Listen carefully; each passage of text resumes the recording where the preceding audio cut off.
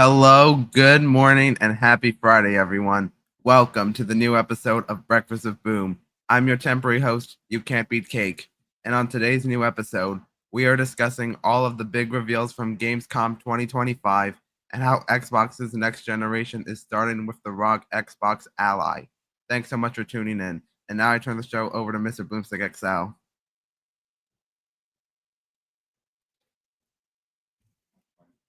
Good job, kiddo. All right, ladies and gentlemen, good morning. Happy Friday. That is, of course, my nephew Tyler, as you've seen on camera. This is the second time he's on camera, so of course he's getting more comfortable being behind the mic, and he is going to make one hell of a podcaster. And interestingly enough, and this is why school is cool. I'm not trying to be an advocate for school, but why not? He's taking a social media class with podcasting next year. Like, holy shit, are you kidding me? Like, yeah, man, that is what I am talking about. So he's been interning. He's been learning how to make videos. He's been learning how to layer for thumbnails, because layering in artwork is, of course, super important. And he's got a lot more to learn. We're going to do some official. He's actually going to be designing Monday's show, Fuzzy Belvedere. He's going to do the thumbnail over the weekend because he's staying with us for the next 3 days. But hey, everyone, welcome back. Thank you so much for tuning in to Breakfast at Boom. Of course, I am your normal host, Mr. BoomStick XL. And we got, look at this panel. Look at these beautiful men that are on the screen. Everybody here are paraprofessionals.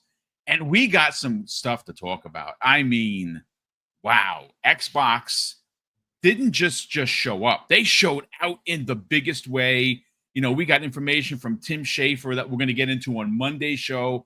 They have multiple new IP projects that they're working on.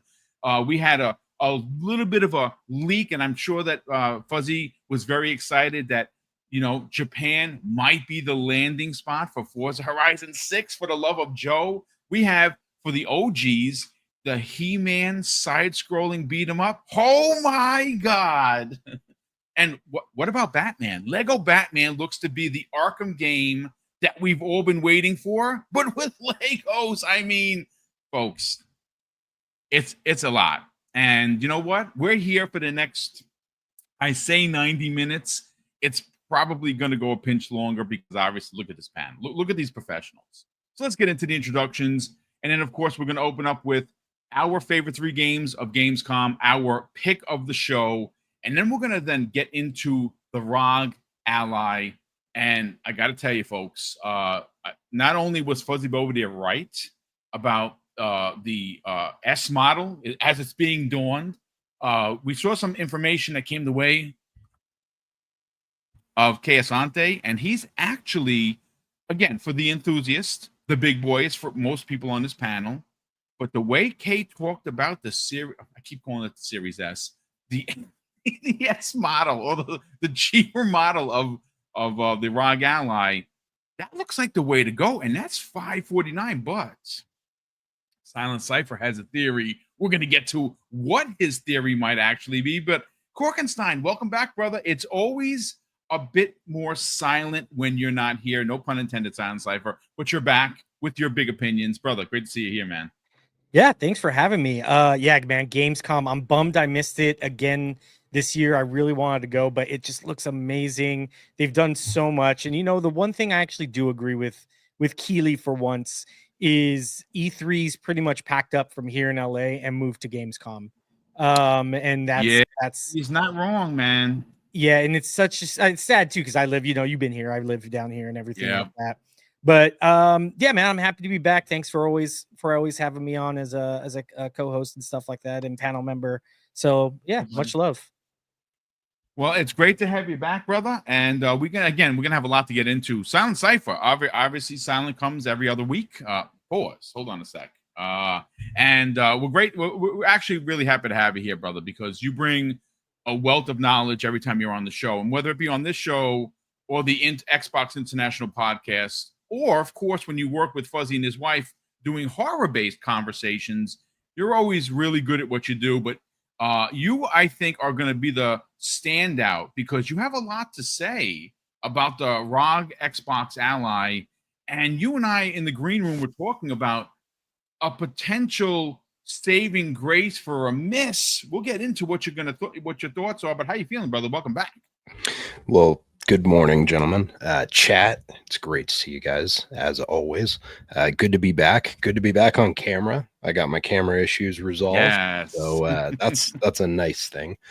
But no, I'm looking forward to it. Yeah, like you said, we talked about it a little bit prior in regards to what happened this week with the ally.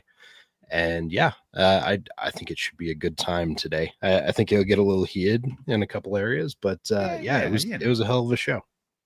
You know what it is? You say heated. I just think, when we use the word pointed, there's a reason, because there's a conversation that can be had, ladies and gentlemen, that is pointed, which is nothing wrong with that. And I love the pointed conversation because it doesn't walk the line of console war. It does provide facts and opinions, and when you merge them together, this is where you get the peanut butter cup, where you get chocolate and peanut butter, and it tastes delicious, right? So we'll get into that. But Crispy Bomb, how the heck are you? You've been making the rounds. Not only have you been on every show, man, I think you've been here, there, and everywhere. What's up, brother? What's going on? What's up, chat? What's up, gentlemen? Yeah, it's a nice day today too. Like a nice 75, dry air. We've been killed with the humidity up in New England area, so it's definitely nice. So it should be a great conversation, because a day like this you don't get all the time.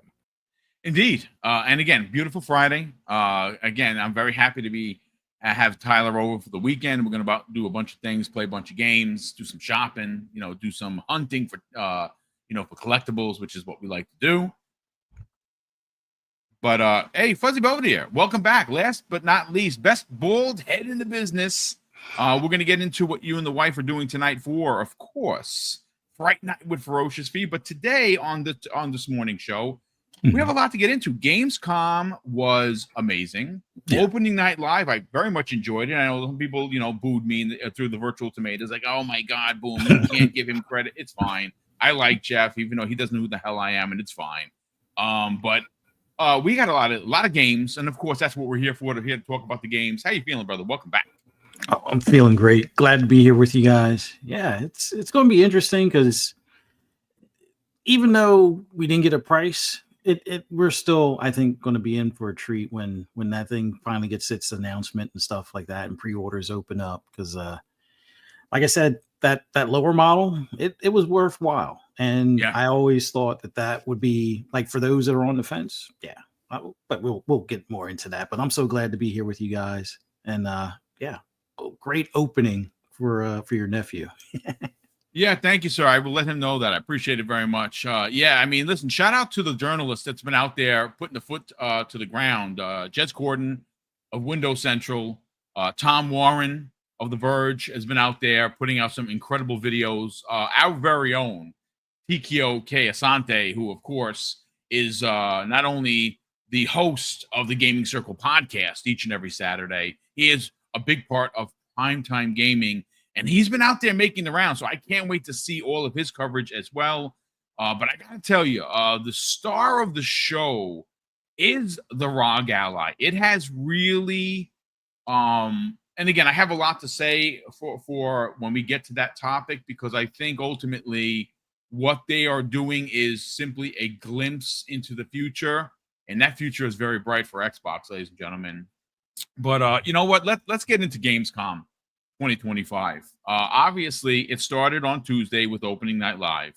Jeff Keighley put on a pretty good show. My game of his show was a side-scrolling beat-em-up by the name of He-Man and the Masters of the Universe. That game looks incredible. I am a 2D, fan. I'm a side-scrolling beat-em-up fan. You've heard me tell the stories about Aliens versus Predator for years. I actually saw somebody playing it, and I'm like, you see, this is what I'm talking about. It's one of my favorites, but I mean, look, what's old is new again, as the kids like to say, and bringing back a lot of the characters from the 80s is nothing wrong with that. I absolutely love it. Let me get back on camera. But look, the one thing that you have to say about Gamescom, besides there being an abundance of games. It was taken over by Xbox like it was last year. Everywhere you looked, there was Xbox coverage. They had 2 days of incredible, incredible showings. A couple of shadow drops from Square. You had the triangle strategy drop. You can buy it if you want. Again, if you're a tactics person like Pong Soul, you're gonna love it. You had Prince of Persia show up to, of course, Game Pass. Go figure. I didn't even think that was possible, but there you go. Lego Batman, I think, is the one game that people refuse to stop talking about. Look, you've heard me tell this story before, ladies and gentlemen. I play the Lego games with Tyler all the time. We played them when he was growing up, and I own everything. I don't think there is actually one Lego game that I don't own on the Xbox. And some of my favorite are like the superhero ones. Of course, they're all great, but I have the Jurassic Park, I have the Indiana Jones, I have the Harry Potter. You name it, I own it. So of course, to see Horizon come out, and of course, I didn't buy it on Switch. I originally was going to buy it. I'm waiting for it to come to Xbox so it can, rest with the rest of my collection, and eventually it will release. But this Batman Lego, it looks phenomenal. It has Arkham combat, and it was just confirmed that there are over 100 bat suits. Like, whoa! Like, are you kidding me? And again, as big as that game is going to be, and I think it's going to be massive, there were a lot of games. So, you know what? Before I give you my best 3 of the show and my top pick, I want to go to the panel here, and I want to actually get the chat involved. So, first of all, good morning, chat. Thank you so much for hanging out with us over here. We'll, let's see. So, Papal Penguin asks, what do you think of Battlefield 6 versus Call of Duty Black Ops 7? Interestingly enough, I thought Battlefield was okay. I thought the combat was okay. I think my biggest gripe was locked weapons, locked classes. I know that there was an open mode. There is going to be an open mode. All those skins look boring AF, man. They all just look like the same generic, like crackerjack. Pull out an outfit. Oh, look, there's another military woman and man. Oh, they look the same. This one has grenades on her chest, and this one has a knife on their foot. Who cares? Whoop-de-doo. Look what's on your screen. Do you think that is going to beat this? I don't think so. And you know something? If you just look at how many views for Battlefield 6 versus the reveal for Black Ops 7, it's not even close. It's like a 10th for Battlefield.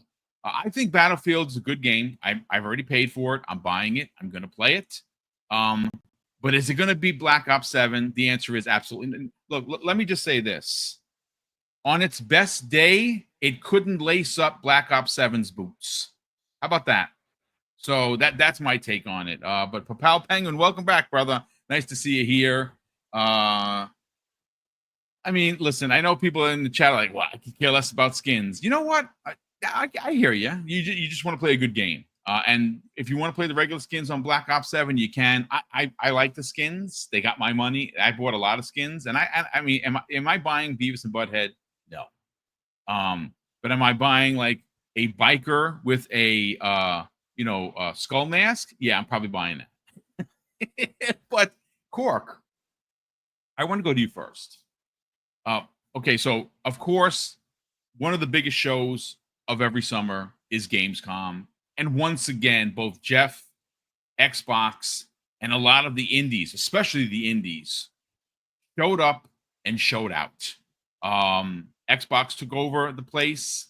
They have stolen the zeitgeist of gaming, not only because of the games they had there, like Ninja Gaiden being potentially someone's game of the show, which looked insane, but the new hardware that everyone tried to tell us is not an Xbox, but is an Xbox.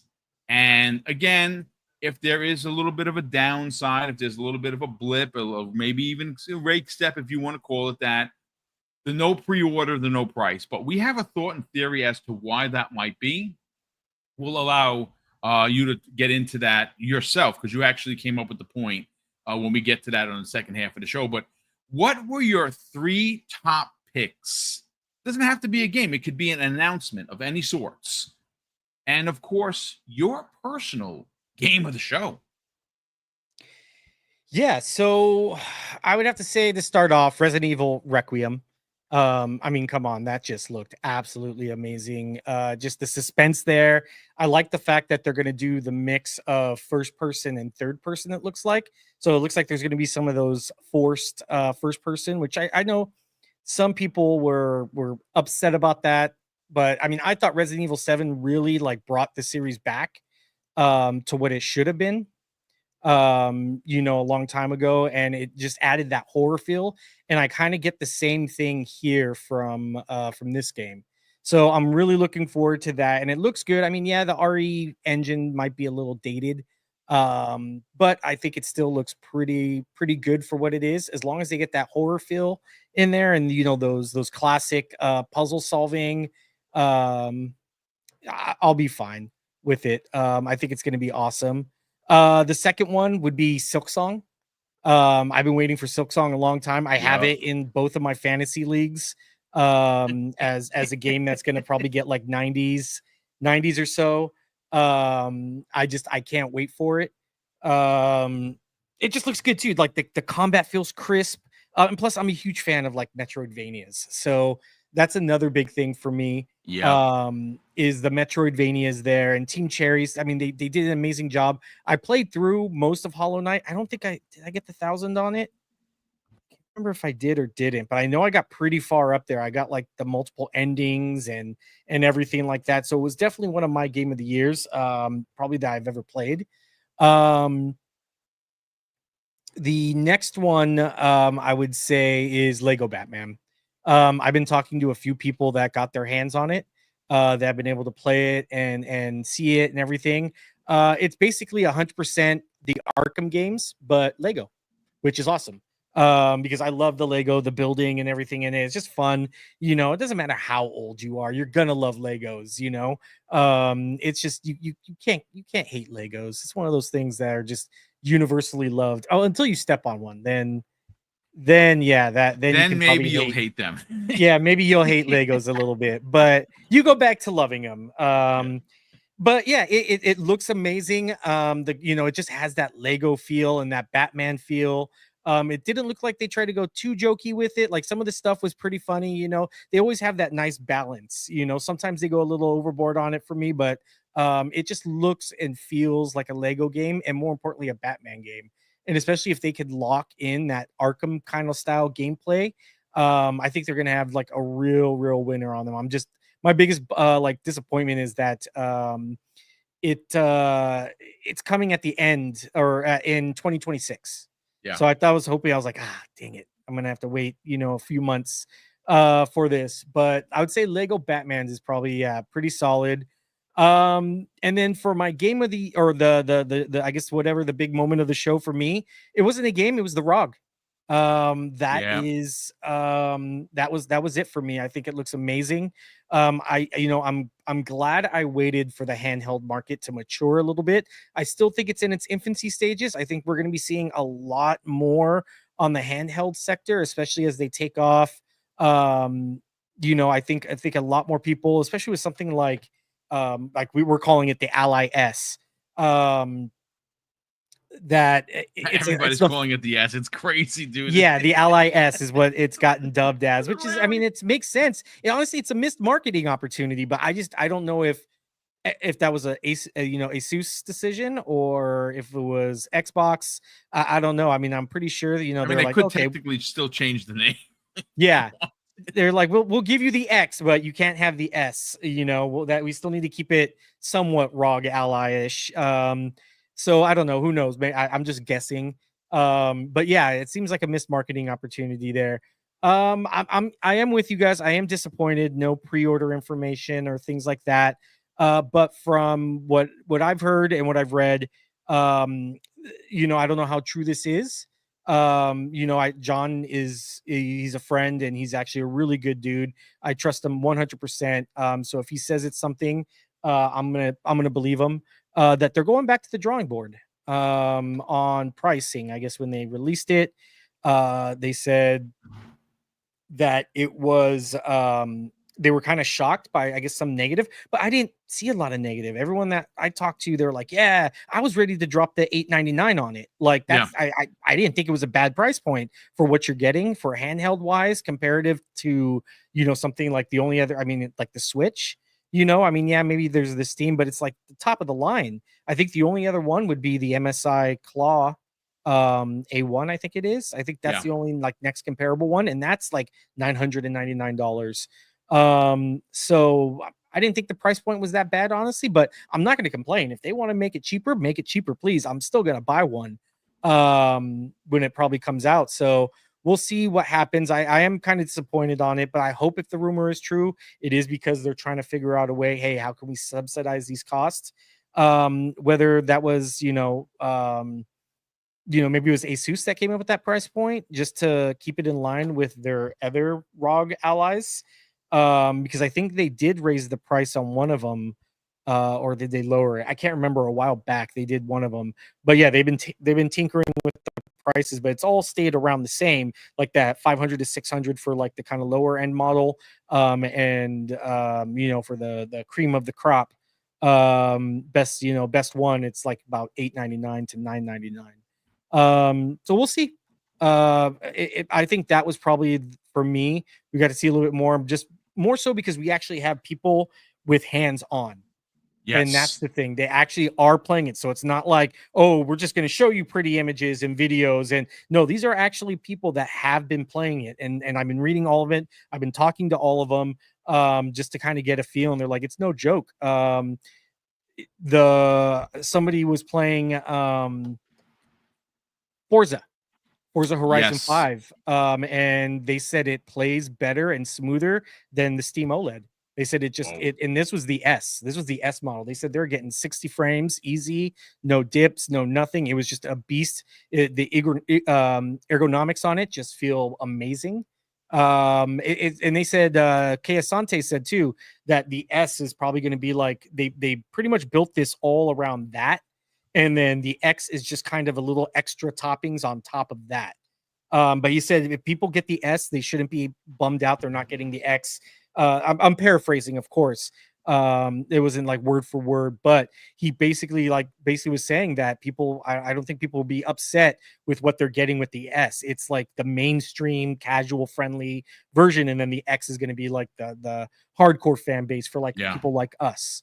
So I can't wait. It's going to be absolutely, I mean, to go back from where we were 2 years ago in gaming to where we're at now. 2 or 3 years ago, when COVID happened, we were seeing cancellations and we were seeing delays, and we really didn't have a lot. Game Pass was feeding us, getting us a lot, which wasn't bad. But I mean, now to where we're at now, it's just nonstop, just game after game after game after game. It's like hard to like take a breath and play something else because there's just so much. So I'm very, very lucky to be alive during this golden time of gaming. I mean, great points all around, brother. And again, we'll get more into what Xbox and Asus could do to steal the zeitgeist outside of Gamescom with this with the handheld, because I have a lot to say on why I believe this confirmation of what next gen is going to look like and act like for Xbox specifically puts a lot of pressure on Sony. I'm going to break that down. I actually think that it puts more pressure on Sony than they've ever had before, because look, the truth of the matter is, and I've said this before, and I'll reiterate it on the second half of the show, I have no doubt in my mind that the PlayStation 6 is going to be ultra powerful. I don't think otherwise. I think it's going to be a very powerful, well-designed console. Hopefully it looks better than the PlayStation 5, because I do really hate the look of the PS5. It's just so ugly. But power-wise, it's going to be very powerful. The problem The problem is that it almost seems like PlayStation is being left behind, because if it is just a PlayStation 6 and it's the closed ecosystem that it is now, and they're still forcing people to buy their games digitally through only their store, which means that you're going to have to buy physical if you want to try and get a sale, it is going to put that console in a bit of a corner when you look at what Xbox is doing and the fact that they're going to have OEM devices. You see, that is the wild card. We'll get into it more, folks. But Silent Cypher, first of all, welcome back, brother. Great to have you here. Let's talk Gamescom 2025. Your favorite 3 picks and your top pick of the show. Go. All right. Well, something that I didn't expect at this, honestly, I kind of figured had been mothballed, canceled altogether, was Vampire the Masquerade Bloodlines 2. I didn't expect that to be shown at all in any capacity anywhere during the show. I had kind of just accepted that this thing was going to be vaporware. We had heard about it so long ago and it kept getting delayed. And when it got delayed this last time, it sounded like it was pretty damning. It sounded like it was a pretty intensive delay. So I was really happy to see that thing's actually coming, and surprised it's actually releasing this year, which caught me off guard. Like, the fact this thing even still exists is one thing, but the fact that it's coming out this year too, that blew my mind. And I'm really excited for that one. Going back to the original game, I remember playing on my super crappy computer that I had while I was still, living in the basement and trying to play stuff. And like Diablo 2 worked okay, but Vampire the Masquerade not so much. But I still enjoyed, and I remembered that the characters and the lore and everything was so good. And I really enjoyed my time with it, but I always was like, man, if you could get a better version of something like this on like high end stuff, instead of being, broke boy, like I was at the time, I was just like, this could be really cool looking. And here we are. It's finally making its way. Super stoked about that. The next thing for me ended up actually being Toxic Commando. I forgot that was a thing that was coming. And when I saw John Carpenter's name on it again, I was like, oh yeah, that's right. Like he's dipping his toes into some of this stuff, right? Because we looked at it, and we also just saw the Halloween reveal just a couple days ago as well. Which, when I saw that, like as the music started playing, I got the chills a little bit down my spine. I was like, this is good. I'm very much excited about the resurgence of horror movies and games and all of this like campy horror and stuff that we're seeing come back out. Fuzzy and I have talked about it a lot on the horror podcast as well. As like, this is kind of, I mean, obviously it's the golden age of gaming, but it's very much the golden age and resurgence of a lot of horror as well, which has been really cool to see. Every time that you look at what's available in the theaters, there's another horror movie that's just released, or like there's a new game that's coming out. And so it's been freaking awesome. Super stoked to see that. The last one for me ends up being Call of Duty, because like yourself, I love my Call of Duty. I enjoy it a lot. And, I find it funny how many people get upset about the fact that you have the option to buy skins for your characters. I thought we were fighting for options. I thought we were fighting for having the ability to make our own choice in these games. And then a bunch of people are telling me, no, I want you to have the saltine version of a military character when you're playing Call of Duty. I love it. The saltine version. That's a great point, dude. You can sit on it and spin if you're gonna try and argue that one. I don't care. Like, if you want to have the basic version, cool. There's a game for you. It's called Battlefield. If you want to play a game that actually gives you choice, you could play Call of Duty. It's really just a matter of if you want choice, or if you want to be an old man about it and have the very binary male or female military character that has no design or change whatsoever. If you want that, that's cool. Battlefield's never been a game for me. I think I've talked about it in the past. I'm glad it's there for other people, but it's not for me. And when I saw the trailers for this and I saw their big reveal showing the campaign, the multiplayer, zombies, all that stuff, looked great. I'm stoked for it. It's more of a thing I enjoy, which again is another argument that I see a bunch of people throwing a bunch of just nonsense out about on social media as, oh, it's another Call of Duty. And guess what? Hot take, guys. Hot take. GTA 6 is another Grand Theft Auto game. Holy matrimony. You are correct, sir. I know, it's shocking. I expected they were going to turn it into a horror movie or a horror video game instead, but no, here we are. I was hoping for a Lego branded GTA 6, to be quite honest with you. You know. Yeah, no, it's ridiculous. Again, like in all seriousness, I'm glad that we all have games that we can go to. If we have a preference one way or another, that's again the option of choice. If you choose you don't want to play one, cool. There's another game for you just right down the pipe. But those were kind of my big ones for the show. And, you know, not to ride on Korkenstein's coattails here, but yeah, the big one for me was obviously the big deep dive on the Xbox ROG Ally.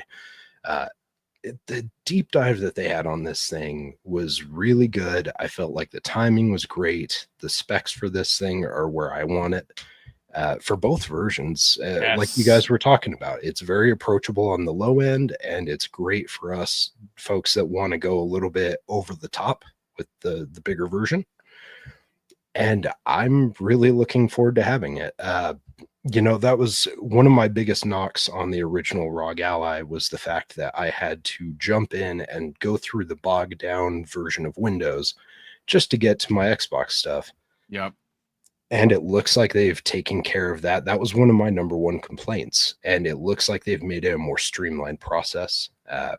And like I said, the hardware is right there to back it and be able to support whatever you want to play. And I'm stoked about it. Like, I think it'd be a fun thing to mess around with. And it's new tech. And how can't you get excited about some new tech, right? I mean, you're not wrong.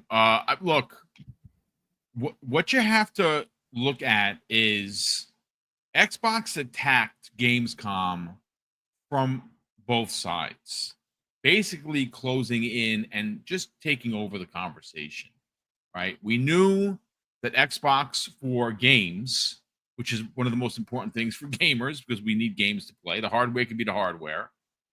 They had games of every ilk, every size. Everyone was well represented, whether you're an indie of 2 people or a team of 500 people. And it was on display in a big way. They had 2 days of great showings. Jeff opened up, as he's done many times before, with Opening Night Live. That's why the name is the name. A lot of people thought it was, you know, a C. I gave it a B, and I'm happy I gave it a B. There were a lot of things that I liked, some things I didn't care for, but not every game is for every game. You've heard me say that. But Crispy, you know, so far we've heard from Cork, we've heard from Silent Cypher. I want to hear from you about your favorite 3 games that were shown at Gamescom and your top pick, because everyone's going to have a different answer. Now, granted, everyone, including myself, have high praise for what happened with the hardware reveal. Everyone is, like myself, is a bit disappointed that there's no price. But again, we're going to get into what we think is actually happening. But brother, what were your favorite 3 games, your reveals, and more importantly, what was your top pick of the show?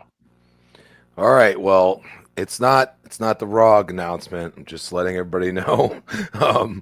The Batman, Lego Batman, just reminded me how bad I want a new Arkham game. So, yes. I mean, you kind of, you know, like, I'm not a Lego person, but I might buy that because it reminds me so much of an Arkham game, and it's bringing like some nostalgia from the Dark Knight and stuff like that. It showed out really well, and you know, definitely was something cool to see. I got to pick Keeper because, I mean, I kind of predicted it. the announcement of you did, sir, on it. my show, by the way. Yeah. On Monday, I predicted it, people. I got it clipped specifically around that point. I'll share it out on the socials later.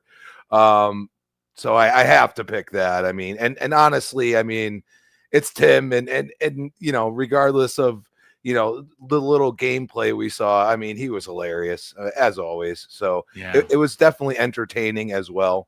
But my game pick of the show is obviously for myself, Invincible Versus. Holy cow, great pick, dude.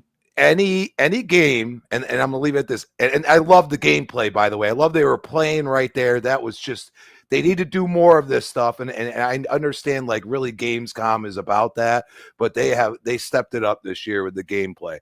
But when a game makes Mortal Kombat look timid, it is a must buy for me. So that's really the way I look at it. It's giving me like, you know, Marvel versus Capcom vibes, the way that, you know, the characters are coming in and out, the flying, this and that.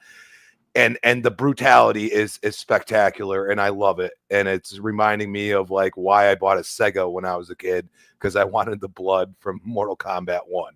So, you know, it's funny that, you know, a game like that, it's like, thank God the cartoon exists, because I don't know if people would accept it the way they have, but man, that showed out really well. And, you know, I'm excited to play that one. That Omni-Man finisher is the most one of the most ridiculous things I've ever seen. Like, it just, look, what could you say before he decides to drop an entire mountain on it? You're a husk, because everybody part is missing. It's the most craziest thing I've ever seen. It's as brutal as the show. It might actually be even more brutal, which is very hard to do considering, you know, the anime. But I mean, great picks all around. Fuzzy Belvedere, let's get your top three, your favorite three picks of the show, and of course your top pick of Gamescom 2025. That's going to be a tough one. The ones that are at the top of the list for me are probably going to seem a bit weird, but I'm on like this sci-fi horror kick right now. Okay. So Routine is up there and Chronos is up there. I think Routine is edging out Chronos just a little bit, although I like the visuals a little bit better, I think, for Chronos. But the concept of like murder bots in some sort of compound that you're having to sneak through or you know, escape from or something has a little bit more of an appeal at the minute. But the time travel aspect I love for Chronos as well. But those two were the big standouts for me. Invincible Versus, I think that would round out the top three for me. I mean, Super Meat Boy is great. The He-Man game was great for overall for Gamescom, but I think Invincible Versus is going to be the one that I'll probably spend more time playing, just because fighting games like Street Fighter or Mortal Kombat or King of Fighters, things along those lines, I always find myself playing on a regular basis. But yeah, I think those are the ones that round out the top three for the show. There's some other ones that get an honorable mention. Like, we finally got a date for Silk Song, which is huge. Much like what Crispy was saying with Keeper, he, you know, hearing that or the release date for that one, didn't get to see as much, you know, gameplay for it, but still, I'm looking forward to it. Like, I was the guy that wasn't really for Psychonauts. And then I played Psychonauts 2, and that came to Game Pass. And even though, yes, I know it stays in there since they are first party, I wound up buying it anyway. And really looking forward to pretty much everything from that studio moving forward. The earlier days, I didn't really play any of the Double Fine stuff, and I kicked myself for missing out on a lot of that stuff. But yeah, I would say those are my top three: Chronos, Routine, Invisible Versus. The announcement, I'll put it towards the ROG Ally, like, or the Xbox Ally, just because as someone that's looking to replace his Steam Deck, and Not sure when Steam is going to release the Steam Deck 2, because it sounds like they're waiting another generation of chipsets before they release theirs, which will probably be sometime late 26 or 27. We'll see how things go, but in the meantime, I like a lot of the UI stuff and being able to switch between anything in your library, whether it be from Steam or Battle.net or Epic or wherever. The ease of use, the console feel, without having to, like, even though I've manipulated some stuff on my Steam Deck, I won't have to worry about doing any of that stuff. This will have more of that console feel right out of the box without having to, set up a browser to be able to do Game Pass and stream it through Edge and things along those lines, which wasn't that much of a hassle, but I know it can be trying for those if you don't have like an extra keyboard to hook to it or a mouse to hook to it, which, by the way, you can do all of that with this device still. You can hook this to a monitor. You may need a dock or a hub of some sort, but they sell those on Amazon anywhere from as little as $40, sometimes even less, to upwards of like 120. But when you get one of the ones that's 120, you're more than likely able to have the access to attach an external video card to it. So that way, if you want to make this your primary PC, you can do that. Now, attaching a $1,500 video card to it might seem like some overkill, but you can do that type of stuff like this. If you're not in the PC space and you want to dip your toe in without having to go through the hassle of, some of the I know a lot of people are concerned about updates and configuring stuff. The configuring stuff is like one time you do it and it's usually done. And things have gotten a lot simpler, but this is a much easier, straight out of the box approach. All we need is pricing, but if that original leak price for the lower tier one, the one in white, like I said, on, what was that, Thursday? Wednesday. Yeah, that thing at $549 is well worth the money. And if it winds up going up to $600, it's still well worth the money.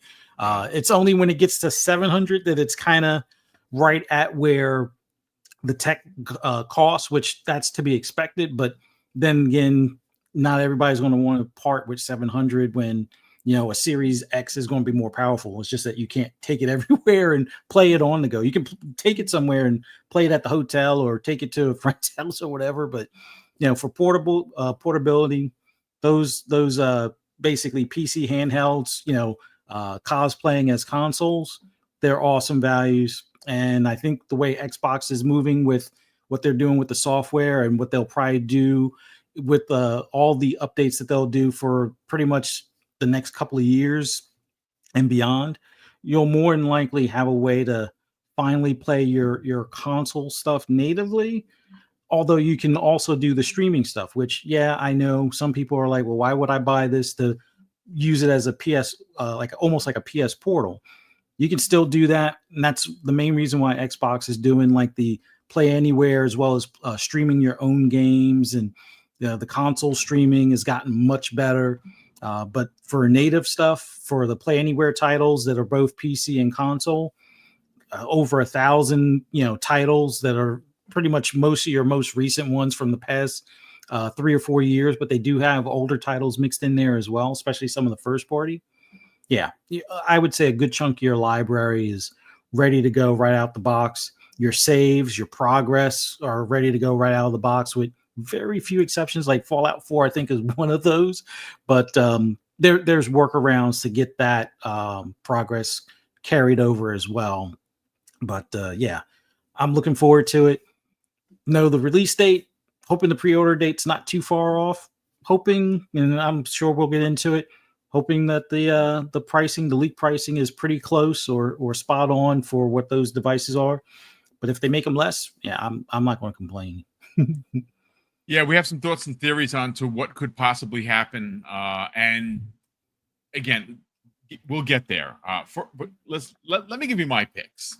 I'm not going to say Masters of the Universe He-Man, because I've said it on every show. It's a side-scrolling beat 'em up with He-Man. How would you not love that? So my top 3 picks, Lego Batman is one of them. My God, You know, I think Crispy said it best. After seeing that, it really does make you appreciate or have a want for a new Arkham game. Like honestly, it just looks freaking amazing. I have to say, with a bit of a grit in my teeth, Resident Evil Requiem. Look, I'm gonna be honest with you. The only reason why I'm excited for it is because I'm a Resident Evil freak. I love horror. I've been an OG Resident Evil guy. You should see some of the collectibles that I have. Some of the collectibles that I have for RE go back to Biohazard from the PlayStation 2 days. They're over 25 years old. I'm going to put them on display one day. They are not only gorgeous pieces, but rare beyond words. So when I say grit in my teeth is because, man, another no-name character, man. I mean, I guess, you know, I mean, we had 2 games of Ethan Winters. Okay, great. You know, we had 8 gave you the ability to play Chris towards the end. That's fine. The first person mode I thought was incredible in Resident Evil 7. I didn't finish Resident Evil 8. I got to the end with Chris fighting the werewolves, and I think I'm close to the end, and it just wore off on me. And what ruined me is remakes of Resident 2, 3, and 4. Now, why I'm still excited for it is because it is a new game. It is the next iteration. It following the number suit. It's going to be 9 following 8. I know that there's eventually going to be some other OG characters in there, one way or another. So that's fine. But the saving grace for me personally is the fact that they're remaking Code Veronica and 0. So if Code Veronica and 0 are like Resident 2, 3, and 4, then I'm a happy camper, and I could accept another first-person Resident Evil 9. Now, granted, yeah, there's going to be third-person aspects to it, yeah. I originally thought it was going to give you the choice that you can either play in first or third, but I think it's going to be like timed, so to speak. You're going to be able to have first-person missions, third-person missions. We'll see how it turns out. We'll see how the story goes. So I'm adding that to the list. And Invincible Versus is in there as well. I mean, look, I'm not the biggest fan. The series is great. I read the comics. I haven't watched the anime. I've watched the first 3 episodes, and that's about it. And I know that people are going to be like, oh my God, Boom, you're crazy. Yeah, you're absolutely right. There's not enough time in a day to play games, let alone sit there and watch hours of stuff. I'll get to it eventually. That game looked incredible. And now because of it, I want to go watch the show on Amazon. And now I don't have to wait for anything, so I'm just going to binge watch it and enjoy it. But my God, the brutality is just insane. My game of the show, and nobody here picked it. I cannot believe it. Ninja Gaiden 4. Wow. I mean, did that game show or what? And you know what's crazy? Yeah, it's a multi-plat. Yes, awesome. But it is considered a first-party release because Xbox, that game doesn't exist without Xbox, which is amazing. And it looks like they haven't skipped a beat. One of my most anticipated games of the year. I was afraid personally when I first saw the new kid that we were going to get a Metal Gear Solid 2 situation where, even though Raiden eventually is a badass cyber ninja, in the beginning, he's like this whiny kid. Like, oh my God, can somebody just kill this kid and get back to Snake, right? But he wind up being awesome, right? Metal Gear Solid 2, not what we expected after Metal Gear Solid, but it was a great game nonetheless. So I was a little worried about whether or not this kid was going to be annoying. He doesn't appear to be. Like, it seems like it's going to be badass no matter who you use. So that's my pick of the show. Look, folks, all I can tell you is that Xbox is on a path of succession. whether it be first-party games, whether it be having the best shows of the year, whether it be stealing the zeitgeist, no matter what they do. Sometimes bad, because, people want to use hate-mongering or the dreaded hashtag Xbox tax, which we continue to see. Or they just keep winning with the amount of games in Game Pass, games that are coming from first party, partnerships that they're working with third party indies and such. And of course, the rumor of hardware, and of course, hardware coming October in the form of a partnership with Asus and Xbox, bringing us a glimpse of the next generation. They keep winning. So when they keep winning, we keep winning, ladies and gentlemen. And ultimately, if you have a problem with Xbox, then that's probably a you problem, not an actual problem. And then, of course, I'm going to get the Xbox doll, and I'm going to ask you to point when we're sitting down privately to where they touched you. And I will hold them responsible, ladies and gentlemen, because that's not right. But all jokes aside, let me catch up on the channel member chats and the super chat we got here. And then we're going to get into the ROG Ally X and S version, because that's what I'm calling it from now on. I'm not just calling it the Ally. It's the S version because, one, it's white and it's the cheaper model. And cheaper does not mean less better, if you will. We're going to get into that. Big Mad Mo, who's been a channel member, ladies and gentlemen, for a ridiculous 40 months. Mo, that is very kind of you, brother. We appreciate the generosity and the support. He says, shout out to the panel. Looking forward to a great show. Hashtag Xbox invades enemy territory. Hashtag whole slate coming. Pause.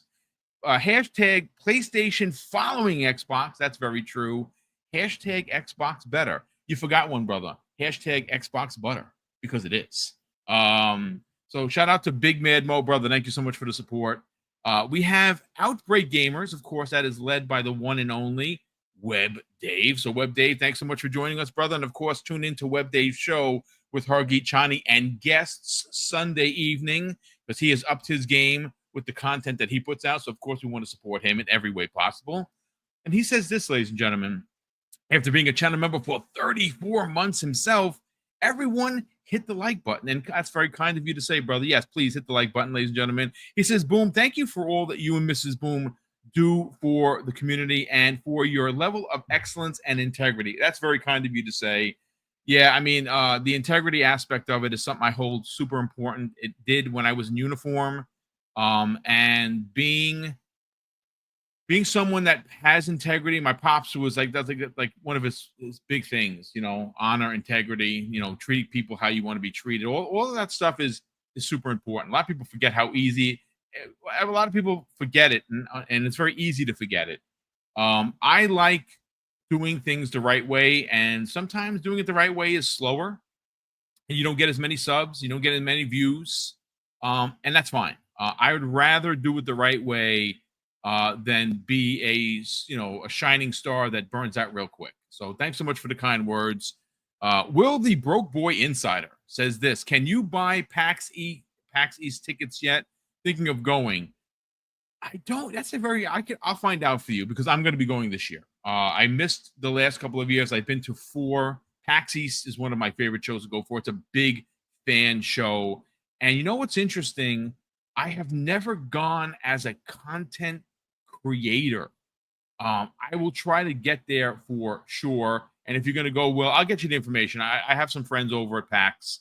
I'll reach out to you as soon as I get the info. So we also have a gifted sub from Do UK, now the Broke Boy Insider, same as Will the Broke Boy Lewis. So Will, thank you so much for the generosity, brother. And he drops an additional very generous $5 super chat. He says, today's panel is too big and everyone has stolen my points, so there's no reason to say anything today. Keep up the good work anyway, everyone. Apologies in advance. This poor Will is going to need therapy after getting his points stolen so many times. Oh my goodness. So listen, real quick before we get into the hardware, which I do have a lot to say.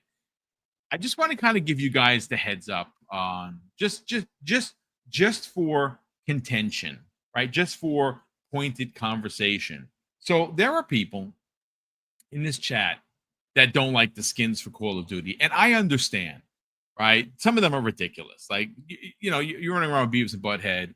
You're running around with someone that dresses as a unicorn. There's a smoked out lizard, right? I mean, right? So I get it, but it's a game. It's supposed to be fun, right? I don't take any of this stuff serious. I don't care who I'm running around with. I'm more worried about getting best play of the match and being the guy or girl, because I have a lot of female skins as well, standing at number one, being able to go like this and and make a gesture of cutting your throat. I have fun with it. I could care less. A lot of people they take this stuff super serious, and if you are a serious military player, then Battlefield is for you. But this is what I saw on social media was how upset people were that these skins existed, and they used the skin conversation as a jumping off point to Battlefield 6 is going to eat the lunch of Black Ops 7. Well, folks, I'm a numbers guy. I like bringing numbers because, of course, you heard me say this, it's evidence-based conversation. So if you're curious to how many people viewed to date the Battlefield 6 trailer, folks, it's a pinch under 10 million. 9.9 million people viewed it. That's a lot of humans. That means that it's probably going to track, right? But then, of course, you say, well, the just the same Black Ops. It's just another Call of Duty boom. It's not going to track. I checked this morning. 35 million people have viewed that trailer. 35 million humans have viewed that trailer from the official site on YouTube. That's nearly 3-1, ladies and gentlemen. I mean, it's over 3-1. What are we talking about here? Listen, if you don't like Call of Duty for skins, then don't buy it. If you want to play as the crackerjack standard boring men or women fighter with a grenade on the left on this one and a grenade on the right on that one, that's your prerogative to do so. By all means, go play that boring shit. The Saltine military shooter. The Saltine I'm gonna use that. The Saltine military shooter. That might actually be in one of my YouTube titles. It's gonna piss a lot of people off, which means I'm gonna get views. So perfect. Oh my goodness. The Saltine military shooter. That's actually, look, I mean, it looks great. The destruction is great. I played the beta. Listen, it's a good shooter. It's just ultimately, I don't think I'm going to play it. I'm buying it for a single player campaign. I'm probably going to try and get back into Battlefield. Battlefield used to be my main. I don't think anything's stopping Black Ops 7, and the fact that you're going to have 4-player co-op, it's going to be a behemoth. It is just going to be a behemoth of a game. I cannot wait.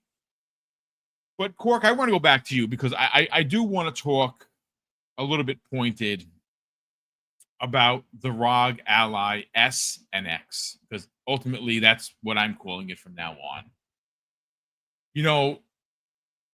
We have been talking about next generation on one show or another for the last year, right?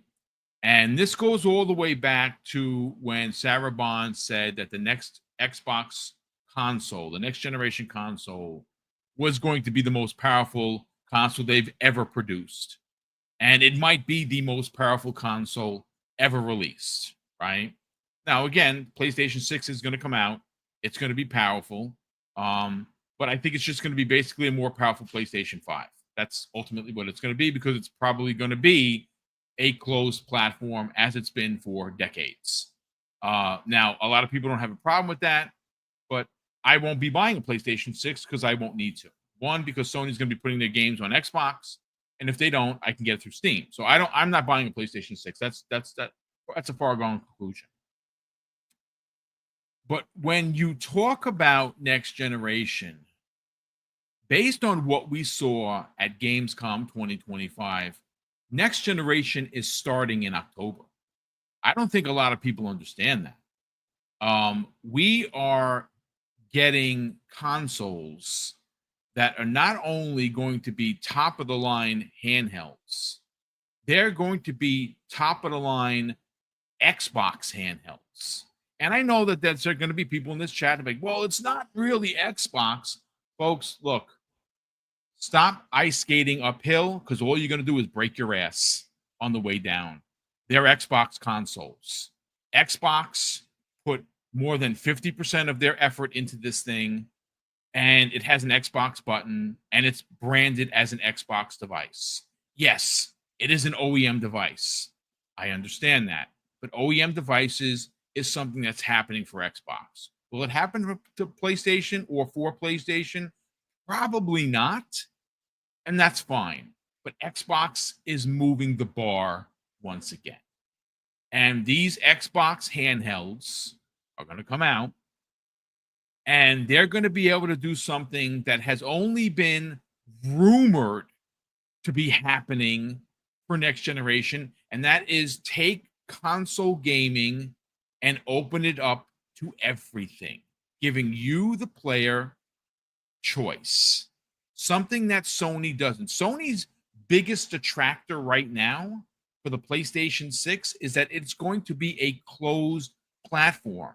And ultimately, because they're slick and they're being sued for it in the EU and many other countries, they have a way of locking you as the customer to only buying their digital content at their digital content prices. You can't go into Target and pick a card and buy said game and maybe get that game on sale.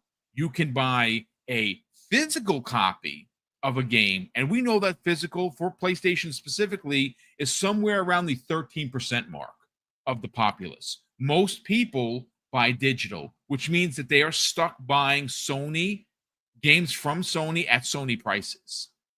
Well, welcome in the next generation of Xbox, because not only do they already have a service called Game Pass, which continues to be more value than ever before, there's already talk about a new tier, a cloud-based tier that could be as cheap as $10. So if you are someone in Korea, Japan, China, that you don't really play home consoles, but you have a handheld, whether that be the ROG Ally S or X, or one of the other ones, you'll be able to get a cloud version of a game, or a cloud version of Game Pass for $10. And again, I'm saying it's $10. I don't know that for sure. It could be more, but $10 sounds about the sweet spot for cloud gaming. And that's going to be a really big deal. It's going to be a really big draw in those countries. And this is where you could see Game Pass going into the, 50, 75, 100 million subscribers, because the price of admission is going to be so cheap. And if you are someone that games on the go, you're going to want to jump in on this. But these two consoles, Quark, represent, in my opinion, and I could be wrong, and if I'm wrong, I'll be the first one to stand in front of the class and admit it, what the future for the Xbox next generation consoles are going to be. Right? From what we saw, you're going to be able to play your Epic Game Store, Steam games, your good old games, your Xbox games on this device, and you're going to be able to play them natively. It's going to, when you start this thing up and you link all your accounts, all of your games are going to be right there by a press of a button. And that is what was expected to start with next generation. Well, guess what? It's starting in October. I think Xbox not only has their foot on the gas, they got the boot on the neck of PlayStation, in my personal opinion, based on everything that we know. Let's get your thoughts on what you saw at Gamescom 2025, but more importantly, what's your thoughts on what I just said? No, I think you're right. This is setting a tone, and I know it's a partnered device, so it's not 100% Xbox. So they gotta kind of work in the limitations of what Asus does. But I think what we're seeing is, like we're jumping into that next level point, and especially with somebody with the resources that Xbox has, with manufacturing and things like that, fabricating, the technology wise, Windows, all of that stuff. We're going to be seeing some pretty amazing stuff, I think, from the next Xbox console. And this is a small little taste to where you're going to have like such a connected ecosystem, to where even if maybe the hardware might be slightly lacking a bit, the functionality of it kind of compensates a little bit for that, if that makes sense. Where you may not have top of the line graphics, but you are able to transfer all your stuff. You have play anywhere, quick resume, things like that, that kind of make the quality of life a little bit better for what Xbox has in store. And like I said, they're diving into AI pretty heavily. So for next gen console, just imagine what they can do with AI. And what they're going to do with that I mean, they already got AI using frame gen, things like that, on the PC. Eventually it's just going to be, like I said, one giant kind of, I guess, like, I don't know, architect kind of, where, yeah, I mean, it all functions the same way and it's all universal. So it'll be interesting to see. I don't think PlayStation has that. I mean, look at Pisser is pretty much pissing on every game it touches. They just came out with it right now for Delta, Metal Gear Solid Delta, Snake Eater, and it's running horribly. It's running worse than the Xbox Series X, the Pro. Let's break that down.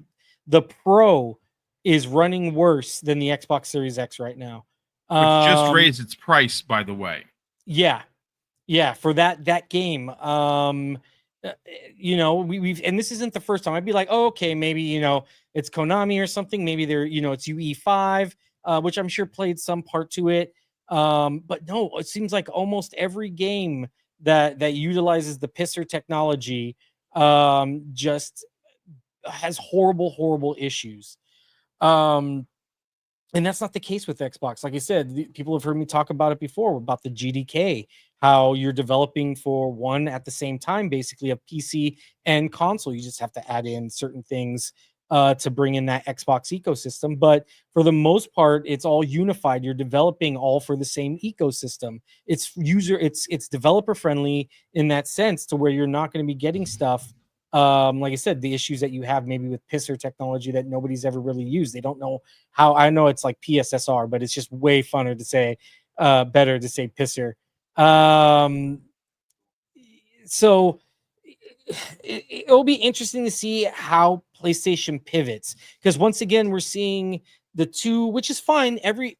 I like that there's a differentiate, like there's different strategies here. Nintendo's going a little bit more. They don't really have the power, but they have the fun games, the legacy IPs, things like that we've all grown up on, that now we're making our kids grow up on, kind of thing. So that's fine, but we see Xbox and PlayStation going two different ways. Eventually PlayStation kind of realized, okay, we got to kind of curve a little bit back. Now we're going to start, publishing, doing what Xbox is doing, because they're seeing how crazy prices are, or development is, especially for these mega AAA budget games that they've constantly keep bragging about, and they love, and they pretty much made their whole generation about. That's not sustainable. So what they're doing now is, like I said, it's different ways, but I think now they're course correcting a little bit to be a little bit more friendly, but not really with what you're getting with their ecosystem. And that's where Xbox comes in. That's why we've seen a growth with Xbox going. And I think they were right when they said that the next, generation, or the next console thing, is going to be about what they can offer you, what you're getting, the value out of it, versus you're going to be packing in a 5090 into a console kind of thing. It's just not feasible. It's more so about what they can give you. And so far, Xbox has ticked every single box. And we're seeing people follow through with it, or follow suit. So it'll be interesting. What happens? I think they just also announced too, if I'm not wrong, more stuff that they added to the ROG, like compiling shader technology. Yes. Yep. Yeah, so that's another thing, like that, they're still adding stuff to a handheld that's a month out, basically almost a month, a month and a half. So I mean, we'll see what else they do, but if that's any kind of indication, like you were saying, for the future of Xbox, it's looking brighter than ever. Indeed it is. And again, like I said, I think Xbox, look, these companies know what they're doing, Silent Cypher. One knows what the other one, maybe not in too extreme detail, but they kind of have an idea how to stay on pace with each other, to keep the market the way the market's been for decades. That's not the case here. I think that when you look at what Xbox is doing with next gen, they might have caught Sony with their pants down, so to speak. Because again, I have no doubt that the PlayStation 6 is going to be powerful. I just think it's going to be a just more powerful PlayStation 5. And that's not console warring. That's just being honest. When you look at what Xbox is doing with this open platform, allowing choice to be the big part of when you decide what console you're going to buy, whether that be an OEM device, whether that be a next generation Xbox or on whatever they decide to come out with. And again, we are hearing that their next generation showings for 2027 are expected to be the big box and potentially, and this is a rumor, folks, a dockable handheld. Now, I'm sure they're taking everything that they're learning with the Asus into the next generation in 2027, where they might actually have an X and S version of the next generation of Xbox. One for the casual market that will want to take a newer, more powerful handheld on the go, but be able to dock it at home. And it could very well have, again, what it sounds like is an X and S situation. But I want to focus in on the ROG Ally S and X, because these consoles are going to be here. But I do want you to go into detail about you, myself, and Korkenstein had some thoughts and theories as to the pricing. Cork had said in his opening that he spoke to John Clark of Xbox Era, who we all know and trust, and I like John a lot. And if he does tell me something, I believe it, and I'm right there with you, Cork. A lot of people were a bit taken aback, or at least pretending to be a little bit taken aback by the pricing. I kind of figured that's what it was going to be, but maybe this conversation kind of shuttered Xbox and Asus a little bit. Maybe we get these consoles a bit cheaper, whether it be $50, could be $100. And again, that's a wish and a dream.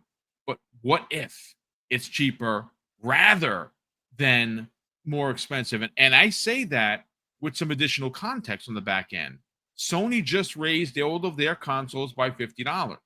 It really would be a bit of a gut punch, even though you can't really compare home consoles to the handheld in what Xbox is doing. It would still be a story that people are talking about, raising the prices versus, we lowered the prices of this new console or pair of consoles, these handhelds that are coming out. Again, it would be a story. Now, just do me a favor. I got to take this call. When you're done, Silent Cypher, just because you're a host yourself, hand it off to Crispy Bum. I should be back, but I got to take this call. Well, yeah. So the pricing situation on this is interesting to me, just in the fact that, when I was looking online and I was seeing the conversation about it's funny, you mentioned that there are people that were throwing a fit, getting upset about the pricing. And I noticed it was a certain subset. It wasn't the fans that already are in the Xbox ecosystem. It's primarily the people who like to bash Xbox no matter what Xbox does. Because I wasn't hearing much of a peep from people who already are on the Xbox side of things. Like, if you like the system, you're not you understand what you're getting, right? You understand the ecosystem. You understand that it's going to, as they continue on, they're going to make it so you can access more and more of your games. So it's an understood thing. And it doesn't come from a place of hate and also the hope that if you say something bad about it, you're going to get a bunch of engagement, like a handful of the folks that are on the social media side of things. And it is interesting because I did notice also that as people have been talking about this, you have a lot of people that are talking super positive about it, really enjoying it. But then you also have the people that are like, oh, well, it goes back to what you were saying is, oh, it's not a first party system. It's not a first party system, blah, blah, blah. I feel like a lot of that comes from a place where ponies still don't want to accept the fact that this Xbox system will be able to play PlayStation games because it can access them on Steam and other things, because it has functionality that allows you to access those other games. And so it feels like it's trying to move the goalpost again. It's like, oh, well, it's not an Xbox. So since it's not an Xbox, it doesn't matter that it can access PlayStation games. Like, how long are we going to do this? Like, do we not have Helldivers come out this next week? And didn't we even find out from the Helldivers dev that Sony was the one who wants this on the Xbox, right? So why are we still doing this song and dance? Like, it's just what it is, and I don't understand why people get frustrated about it. It's like Crusader in the chat saying, right, this is an Xbox. Because of the functionality that Microsoft has decided to double down on versus what Sony has, you have access to your library and streamable games all over the devices. We've talked about it in the past. It's like if you have something that has a browser, essentially you have an Xbox with you on the go. It's what it is. It's where we're at, and it was a decision that they made versus the competition. But getting back to the handheld, yeah, for the pricing, I think it would be really cool if they could come in at a lower price point. I don't feel like they needed to, honestly, given the tech that's in it, given the ecosystem that you're getting. I don't think you really had to. It's not like the tech is outdated like a Nintendo Switch. It's got updated hardware. And you're going to see this thing last and be able to play games for quite a while down the road. If they do bring it in at a lower price, like, cool. I'm not expecting it, but it's weird to me. Like, it kind of makes me sad that they're actually stepping back for a second to think like, well, maybe we got to change this. Like, I'm conflicted because I want a lower price point, yes, but at the same time, I wasn't asking for it because it felt reasonable to me. And it felt like they're kind of reacting to the vocal minority and throwing a fit about the pricing. I don't know. Like, again, consumer wise, I love a lower price. That's great. That's awesome. But I don't feel like it was that big of a deal. And it does make me really sad that we didn't end up getting the pre-orders unlocked this week, right? Like, we had this huge presence for the ROG Ally. They had their sit down. They talked about all the functionality. There was a lot of buzz around this thing during Gamescom. It would have been a great time for them to strike with pre-orders and be like, hey, this thing's available for pre-order right now. They're choosing to go a different way with that. That's them. They're going to do whatever they think makes the most sense on it. But it seems like, for me, if you already have the fanfare, you have the conversation going right now, like, why not strike while the iron's hot? We'll see what happens. On their Xbox Live Wire article that they posted, they actually stated that we'd see the pre-order stuff pop open in the coming weeks, which I'm thinking like mid-October is when this thing's supposed to come out. And we're talking a couple weeks potentially before the pre-orders hit. Like, we're cutting it really close at this point. But, it'll all work out. My only hope is that they have some way to resolve bot issues when it comes to purchasing the systems, because we've seen how hardware gets nailed on that on a regular basis.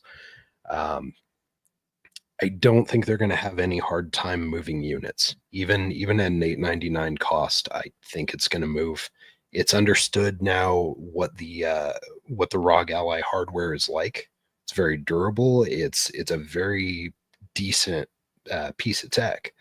And so this with updated specs and stuff, like I'm sure it'll still move just fine, even if the pricing doesn't get modified. But that's kind of where I'm sitting with it. Crispy, where are you sitting with the pricing on this? Do you think it was necessary for them to hold back on this, or do you think that they're actually going to change the pricing moving forward? Well, I mean, at the end of the day, we go off leaks, and that generally a lot of times I feel they're always controlled. So, it's one of those things like, let's see the reaction. And they clearly didn't like the reaction. At the same time, and this is where it gets interesting, whether they knew or not beforehand, Sony raised the price of their consoles, all of them. So, where are we at? Maybe it might be logical to take the hit and see how much interest it would be to match those prices, the high end and the low end, and see what happens, even if it's only for this holiday. I think that would be an interesting thought experiment. It would show people whether, the PC-esque part of it scares anyone, because they're showing people using it. And it just seems like, okay, I'm in the Xbox UI. That's pretty cool. I don't have to do all the other stuff if I don't want to, but it's still there. It's called options. And this is why, like, a lot of us weren't like surprised at the price leaks, like, this is astronomical. It's just another option. That's all it is. And I think this is where you see Sony looking at it and saying, okay, we waited, we waited, but you raised the price before everybody else before. So let's not act like you're some kind of like, oh, you waited as long as you could. You started it, honestly. So let's be serious here. We're going to see sales that are not really sales. It's just what the price was before. We're going to see pack-in games. We're going to see all this. Or you can go and buy one of these consoles that are going to be, handheld. You could still do stuff if you want to just sit and, be on the TV. And also you could play PC games if you're into that. You can, use Game Pass. You could just always just hit that Xbox button and never bother with anything else. And if you match the price with this newness that, like, hey, if I want to play a PlayStation game, I can go on Steam and buy it and get into see how that works out if you've never been on Steam or not. And it seems like all their back end work, because as we said 100 times, Xbox being a software company, and this is why they went with this is an Xbox, because they are heavily invested in the cloud right now, which they stated, and heavily invested in building that UI out. Hence why I'm going to wait for all the, great if they lower the price, but it's not going to get me. I want them to cook on this for a little bit before I want to buy it. But, that's the way I look at things. It's more important to pay the mortgage type thing. So, it's definitely interesting that they didn't put the price out. I was like, wow, they're really not going to, huh? And, maybe it's a slight domino effect. And now they're looking at it, and I'm not going to complain if it's cheaper, because, and the only thing I'll say is then down the road, does it go back up? Like, it's just one of those things in this generation that's just absolutely, it blows my mind that, these consoles are going up and not down. It's just crazy. Yeah, we used to have the days where after the first year or two, you had those holiday discount deals and stuff. You got your bundles and everything, and that's no longer a thing.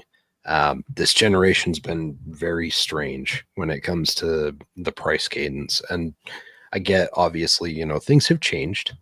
We're in a weird place right now as far as pricing and everything goes, but it still feels super unexcusable that, like, We just saw Sony bump up their pricing. We saw Microsoft bump up their pricing, 2 months ago?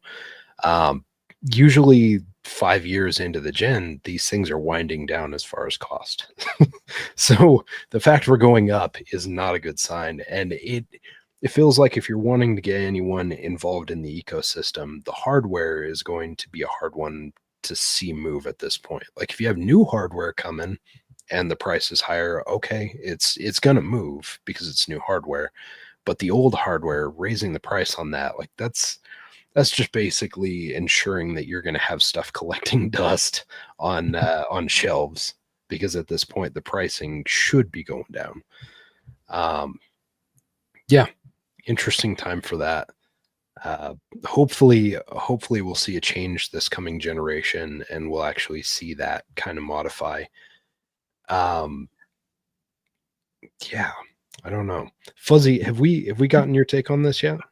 No, I'm looking forward to seeing what the pricing is on this. But I've said with this particular device, like this is, it may not be the game changer for everyone, but I as someone that truly appreciates my Steam Deck and have been looking for something to possibly replace it,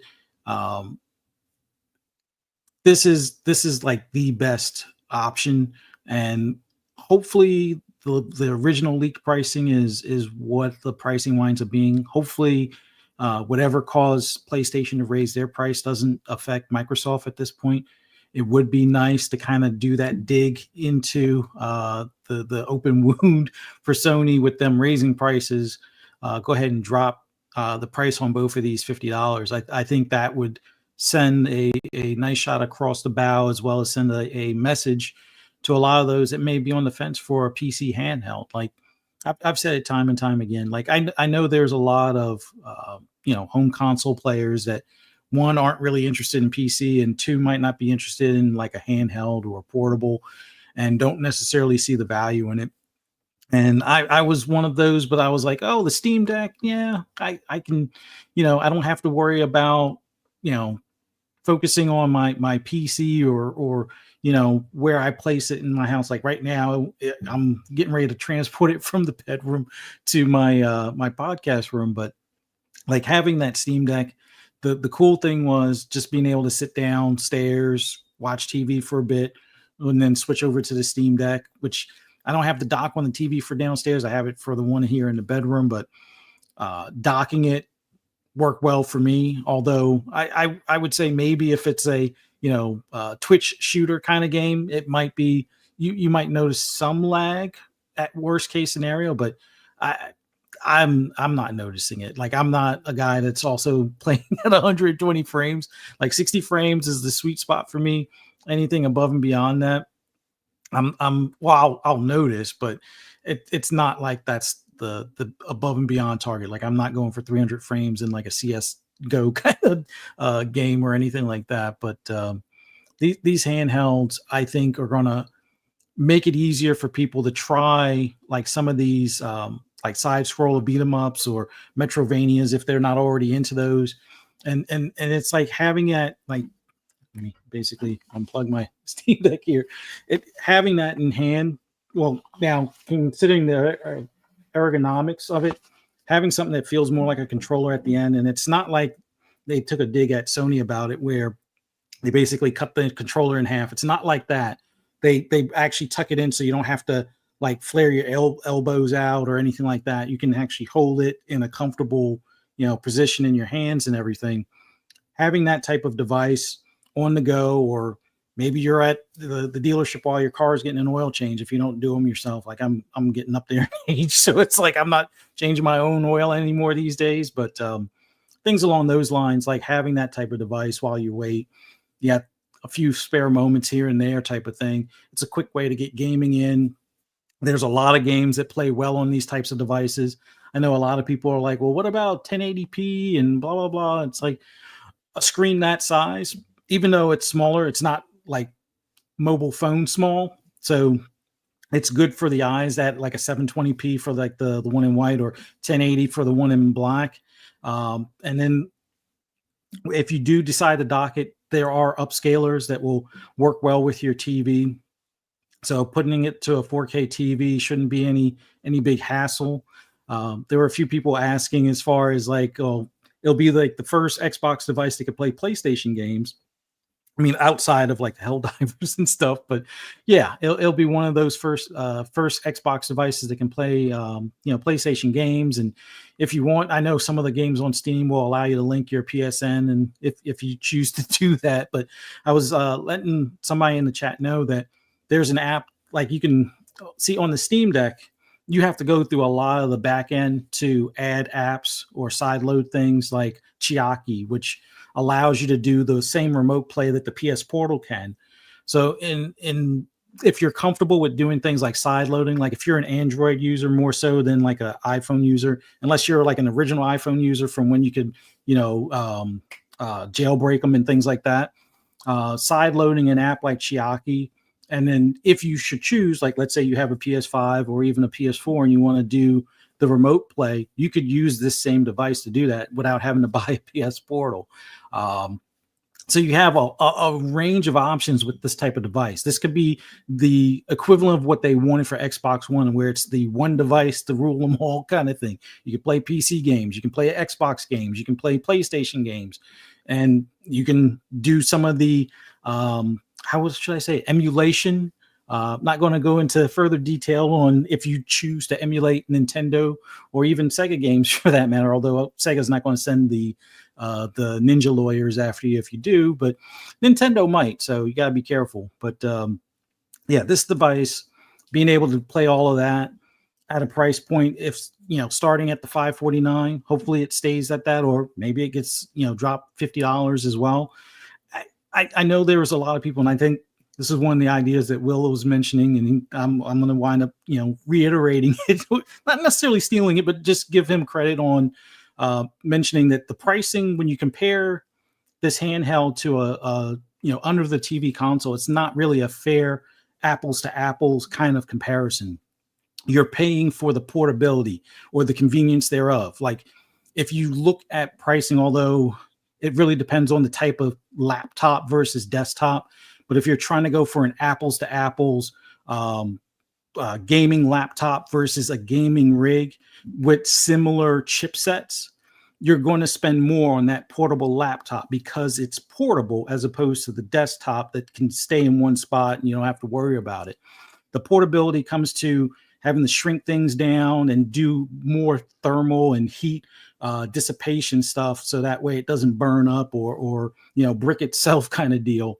So that comes at a higher cost. So a lot of people were looking at Xbox possibly taking the chipset from the Series S and converting that into a handheld, because it is kind of that profile like what would be great for a handheld. But this Xbox Ally, the one in white, is actually better than what you would get out of doing a portable Series S. And the drawback to a portable Series S, other than adding like that little X screen thing that was out or available out there and stuff, is that the power draw, the way the Series S is set up, it wasn't set up for it to be a portable device. Like if you were to take the innards and put it into something like the ROG Ally, it would basically only have like an hour and a half or maybe 2 hour battery life at max kind of thing. Because you're running at a lower wattage on this device, you can probably get, on most games, you should be able to get 3 to 4 hours pretty solidly if you're playing continuous where it's graphically intense games. But something like a Vampire Survivor, you can probably get closer to 6 or 8 hours. Maybe the time may vary, but based on the size batteries that they have, at least for the one in white, you should be able to get that. You should be able to get a little bit more since it is a bigger battery in the X. But they did all of that because they know people are going to have all the bells and whistles turned up when they play something like Black Myth Wukong, if they should choose to play that on there, or if they choose to play something like Cyberpunk 2077. But I say all this to say that the pricing that was leaked, great value. I say it's well worth it. Fingers crossed that they reduce it. Like the sweet spot for me would be at the $800 price point for the Xbox Ally X, but the hardware inside is worth $1,000. But if they're selling it at the $899, that's still one heck of a deal. And then when it comes to the other one at the $549, like I was totally expecting 700 and was hoping that they would do that one at 600. And the fact that they're $50 lower goes to show that they're aggressively trying to, take those people that are on the fence and give them, an opportunity to look at what it's like to expand your ecosystem and have more options or more variety of ways you can play your games and things. But yeah, I'm totally looking forward to them. We'll get that pricing soon enough. I'm just hoping that they decide to say, you know what, we'll go in the opposite direction of Sony with the $50 price bump. We'll knock it $50 and maybe we'll see those things fly off the shelf, because honestly, this is going to be a better overall deal than what the Steam Deck can offer at this point. It's a more powerful device. It can play pretty much everything that's on Steam, and it'll be able to play everything in the Xbox store, the GOG store, or the GOG store, which the Steam Deck can, but you have to go through, jump through a few hoops to add some of that stuff. This will be out of the box, easy enough to go kind of thing. Just download the Steam app, just download the Battle.net app and so forth, and go from there. And you're pretty much ready to go. Well, listen, first of all, thank you, gentlemen, for stepping up and jumping in while I had to take this important call. Again, listen, whatever is going to happen in the next generation of consoles for Xbox, I think this is a peek into the future. I think the open-endedness of platforms is something that is going to be a big draw for a lot of people. Again, non-PC people like myself are going to look at this and be very happy about becoming a Steam customer for, like what Firstly just said, games that will maybe never come to console. I'll be able to buy and play just like they would if I bought it from Xbox. And I think when you consider the closed nature of Sony's store and their ideology on how you have to buy the games digitally from them, or it's no bueno, versus, oh, well, Xbox doesn't have this game. Like for instance, a PlayStation game, you will be able to go to Steam and buy that game and potentially even get that game on sale. I think that it is going to, price, of course, is going to be a big part. These next generation consoles are going to be expensive, but I do like the idea that you're just not depending on Xbox to release, two versions, an X and S version of next generation consoles, and potentially in the form of the big boy box underneath the TV and the dockable handheld. You're going to have OEM devices that are apparently, and again, this is a rumor, folks, coming in 2026. And I believe, just based on the partnership with Asus on the current pair of handhelds, that they're probably going to be the first ones, or at least on the ground floor for the OEM devices, because of the partnership they already have. Now, could it be Lenovo? Could it be Alienware? It absolutely could. But listen, again, this has been a great show. Again, it's gonna, we got here with a lot of really incredible opinions from everybody. A big thank you to almost 500 people here. But let me get to the last couple of super chats and we will get everyone out of here so you can start your Friday and hopefully you have a great weekend. And we have here, let me get to the super chats. We have a gifted sub. We do have a new gifted sub from Nino Vistic, our generous friend, all the way from Hawaii. So once again, Nino, thank you so much for the generosity. Mrs. Boom and I do greatly appreciate it. Of course, if you did get that gifted sub, please, from him or Will, the Broke Boy Insider, please thank them in the chat. Be greatly appreciated.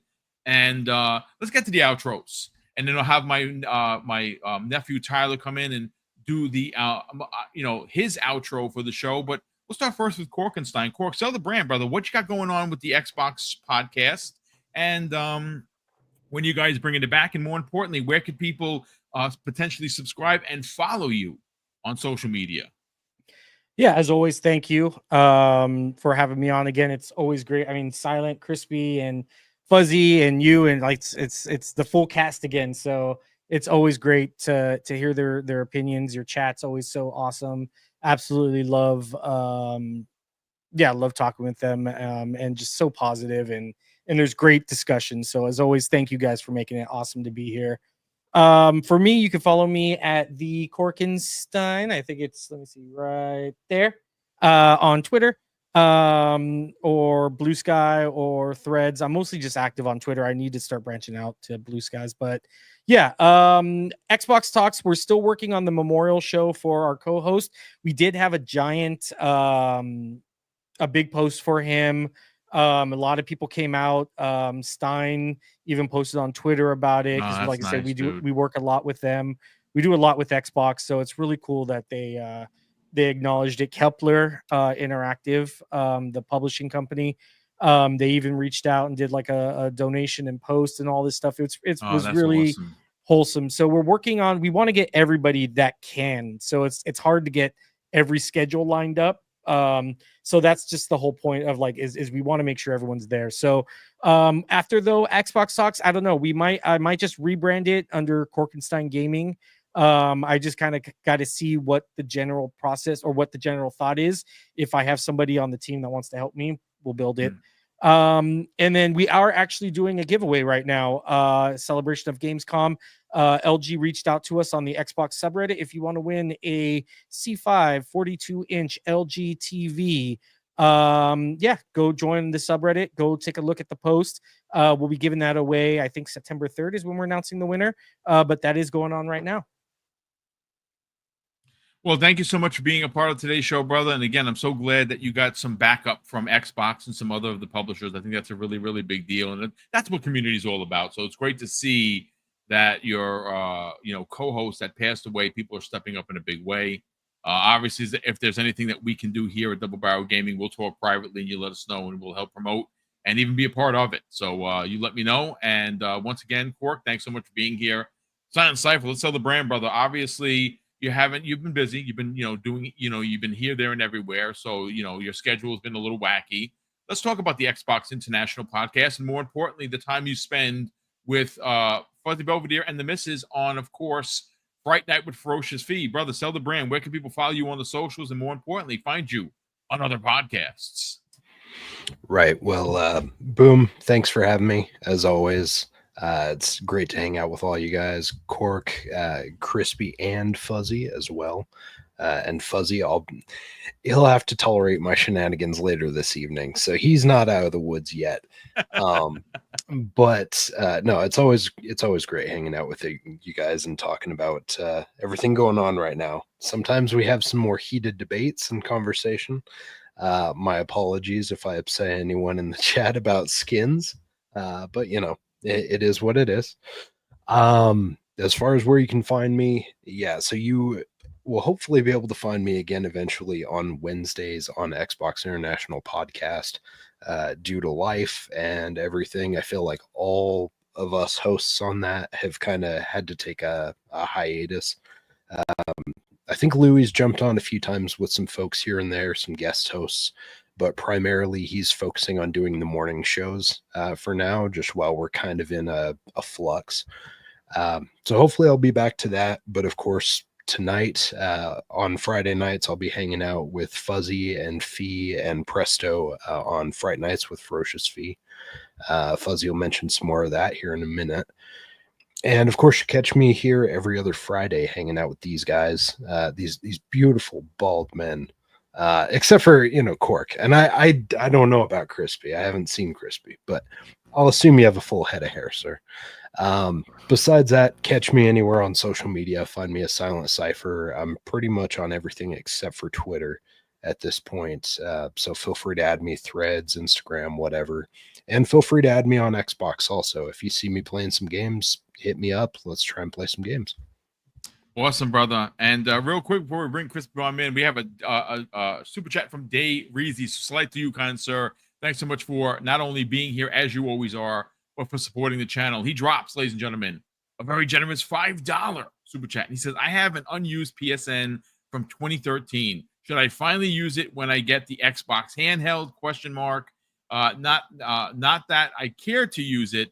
It can sit there and bump on the log. I mean, again, I pay for the service, and I don't even know why I do. I don't even use it. So I think this year I'm gonna wind up because I wait until I never let them automatically re-up it because I'm not paying $180. I usually get it on sale. And if I can't get it on sale, I just won't own it because I think I've turned on my PlayStation 5 This is no slander, folks. It's just that I play on Xbox. It's my main place to play. I think maybe 3 or 4 times this year. It's not enough. And of course, I'm going to get Ghost of Yotai because it looks really good.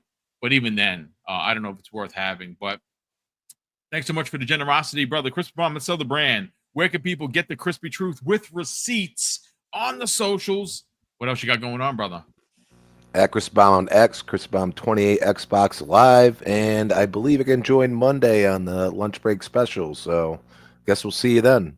Yes, well, looking forward to that. I'm literally writing that show as we speak, and Tyler's going to design the thumbnail, so I'm very excited for that. But thanks so much for being here, as always. And, of course, last and no way least, Fuzzy Belvedere, which, of course, is going to be selling the brand of Fright Night with Ferocious Fee, 6 p.m. Eastern Standard Time this evening. And I believe that they're going to be talking about the original Chainsaw Massacre.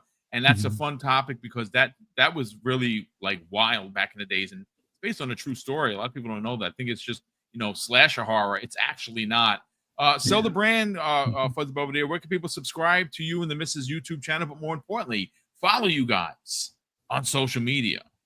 Well, as always, love being on here with you guys. Love just talking about gaming and this industry and this hobby we all love. So always a great time being here with you guys. And shout out to your nephew for doing the opening and doing the closing for this show as well. And shout out to everybody in the chat. Thank you guys for interacting with us and making jokes and giving us some back and forth as far as what you guys think of, whether it be Call of Duty versus Battlefield or just like the handhelds in general, or the stuff that PlayStation's doing wrong and Xbox doing right, or vice versa kind of deal.